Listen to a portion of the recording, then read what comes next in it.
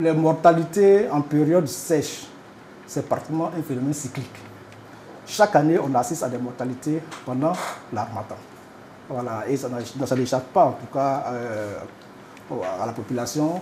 Et c'est l'intensité cette année qui nous a amené à faire des investigations un peu plus poussées. Et comme la biosécurité n'est pas de mise, à Agnibileko, on a un problème de biosécurité. Les élevages, sincèrement, ne sont pas sécurisés. Et on a beau donner des conseils aux éleveurs, mais la biosécurité n'est pas suivie. Et c'est ce qui fait que pendant les fêtes, il y a des commerçants qui viennent pour acheter de la volaille, pour acheter des œufs, et ils tournent sur les mêmes élevages. Ça dit un éleveur qui vient, un client pardon, qui vient pour acheter de la volaille, s'il a bien de 3000 volailles, il va tourner sur plusieurs élevages pour pouvoir collecter ce dont il a besoin pour pouvoir aller vendre. Pendant qu'il sillonne les élevages, il n'y a aucune mesure de biosécurité.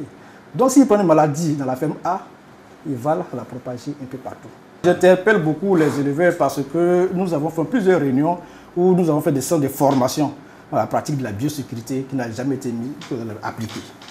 À Agnibileko, il y a des prestataires de services. Ça dit qu'il y a certains qui... Les moulins, c'est des fabrications d'aliments, il y a des moulins, des usines de fabrication d'aliments qui sont fréquentés par plusieurs éleveurs à la fois. Donc ils se retrouvent au même point et les mêmes germes se retrouvent sur les élevages. Ça, c'est une pratique. Donc il faut isoler l'élevage en mettant à l'entrée d'abord des produits de désinfection. Et tous ceux qui sont, qu'on appelle, qui veulent des produits d'élevage tels que les œufs de la volaille, en entrant dans l'élevage, il faut qu'ils soient désinfectés. Normalement, quand il y a des poulets morts, des mortalités, il faut faire une fosse.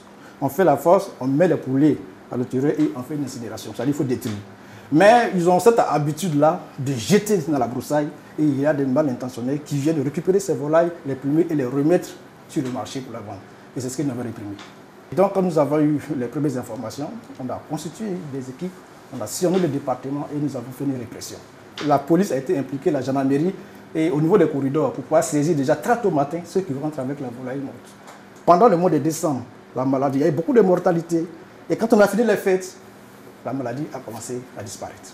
Mais Agnibileko aussi fait vendre certains labels. Voilà, quand on dit Agnibileko, tout ce qui vient d'Agnibileko en termes de produits de volaille est prisé. Tous les produits qui vont sortir d'ici, c'est des produits qui sont sains pour la consommation.